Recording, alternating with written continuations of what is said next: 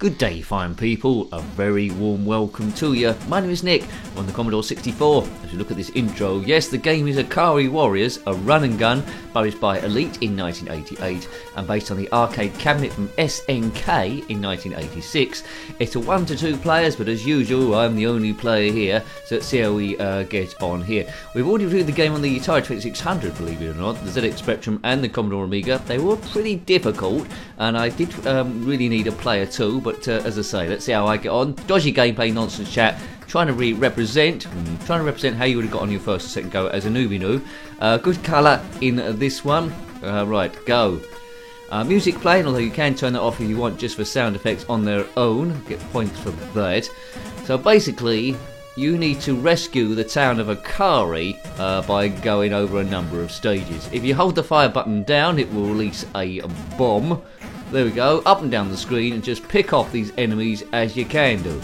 Now, if you had this game back in the day, then let me know. The run and gun I played the most was also converted from Elite in 1985, was Commando, and that seemed a little bit easier than this one. Avoid being hit by full stops, which quite often happened in 8-bit shooting. Don't get killed by a full stop like I did there. Now, oh, hit a landmine. In this game, you can get in tanks, I think. Get in the tank. I don't know why I'm not getting in the tank. Down and up and up. Well, there we go, I'm in the tank. Good. Hopefully I can do that again. Oh, I've got out the tank. I didn't mean to do that. Anyway, a tank's good in battle, but not a fish tank. Right. Now, this game, let's just weave through here. Yeah, our power-ups I think you can get on certain stages. I was doing a good bit of weaving there. It's game over. Well, for a first go, that wasn't too bad. Let's see if I can get in a bit further. Now, if you want the finer details, I play a commando, or you play a commando if you're playing, called Colonel Ralph Jones. Player 2 will play Second Lieutenant Clark Steele. What a bunch of lads. Bom, ba bom, bom, bom. This game got rave reviews back in the day. It was a classic, although I seem to struggle with it on most systems. Didn't do too badly on the Atari 2600. But anyway, do check it out on that, because it's a game I didn't really think would have come out on that one. Also, Frontline 2 is a good comparison if you're looking at Atari 2600 games. But we're looking at Commodore 64 stuff. If you want to see other Commodore 64 games we've reviewed, they are in a playlist. Get there. Whoa, to get there, click on my username, take to the channel page, click on the playlist tab unless YouTube have changed it, and Commodore 64 will be there, along with a load of other playlists for you to have a look if you want to stress bust. We're stress busting, baby. Don't think I'm going to get very far on this one. But would I have gone back? Yes. Would I have been frustrated? Yes. It's a lot trickier than Commando, only because the range of the shooting doesn't seem to be as far. It's like cuts out after a certain distance. But it's well done. It's a good conversion. And if you're into run and gun games, you would have quite liked this, I'd imagine. Influenced, I suppose, by movies like Rambo and Commando, starring Arnold Schwarzenegger. Right. I do prefer Commando from 1985, but anyway, it's what you grew up with. I always be a little bit biased because I grew up with the ZX Spectrum. Most people at school did have a ZX Spectrum as well. There's a few Commodore 64s about, but not too many. But that's why I'm enjoying going through the playlist now, which I largely didn't know about. No plans to cover Amstrad CPC at this moment in time. Possibly Master System when we've drained the games to review on the Sega Genesis or Mega Drive. Good. Boobity boobity boo. So the question now, seeing how far I can get. If you've completed this game, then let me know. If you are Rambo, going through some weird woods, shooting at various people, trying to save the town of Akari, wherever that may be, then comment below as well. Look, there's two blokes there. One is drinking a hand grenade. Never pull the pin out of a hand grenade with your teeth. That's just stupid. It could blow up in your face, and that's probably going to make you late for work, I would have thought. If you have pulled a pin on a hand grenade and it has blown out your face, but you were on time for work, then comment in the comment section below. I'd like to hear from you. How did your day go, wherever you were working? Right, oh, come on, let's get the bombs. 8-way directional control here. That's blown up that little hut. If you were in there, sorry about that. That's the end of your day. Go home early. I don't care. Bomb, bomb. Good music, good movement. A little bit too difficult for me, but my gameplay isn't the best. You know this if you've watched any videos on this channel. I would say I'm the average game player. Sometimes my gameplay is a little bit above average of a newbie. Sometimes it's way below. This will frustrate people that have played it a lot, but I think it is quite indicative of what most people's gameplay would be. I think the strategy of this one, I can see already, is not to keep charging forward. It's to try and pick out the enemies on that particular screen, because they're not going to regenerate like they did with Commando, I don't think.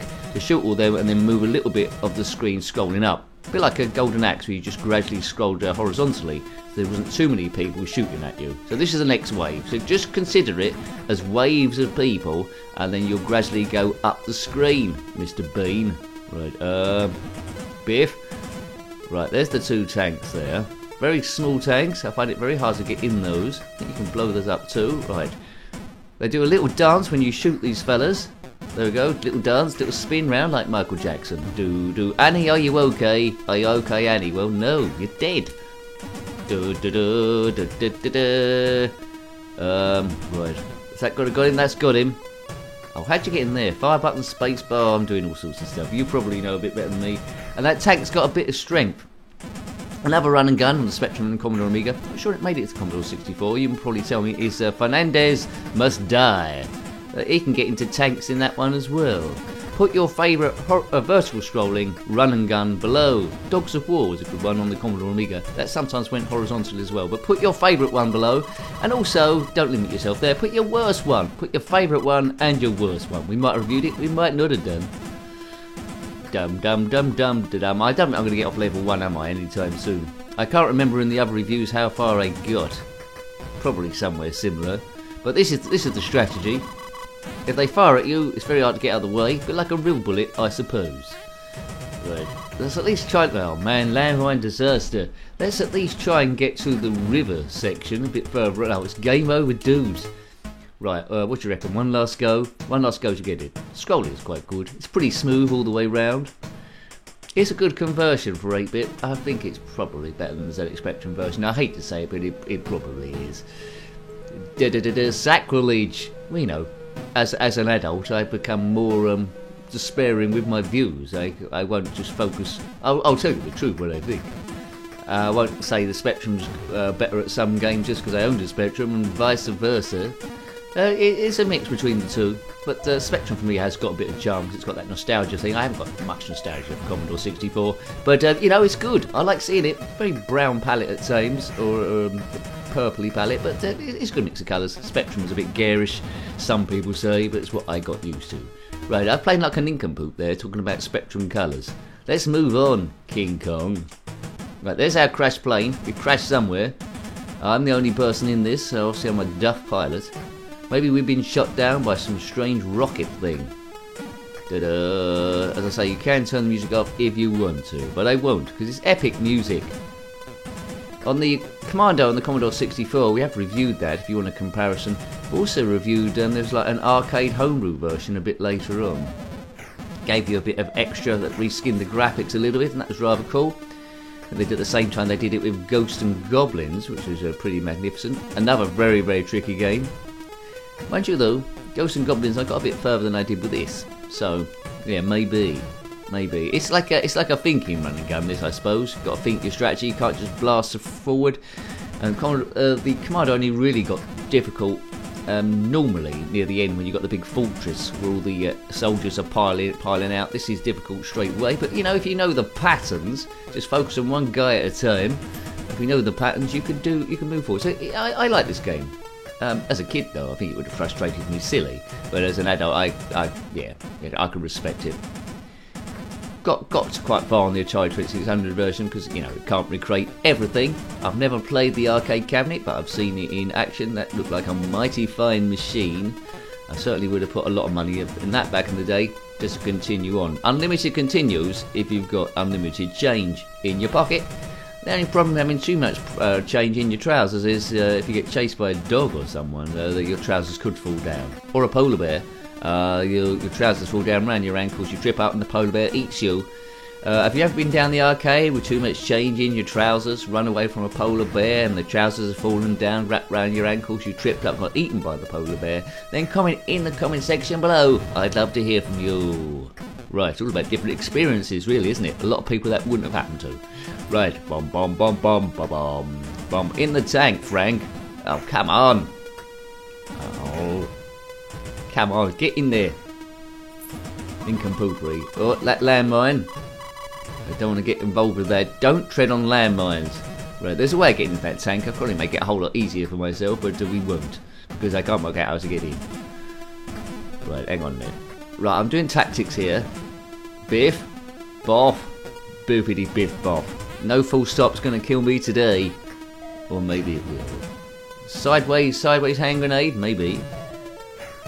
Let's blow up your little hut. And that'd be quite nice. The biggest hut available, no, not Pizza Hut, is Jabba the Hutt. You saw that joke coming, did you? Hope you did.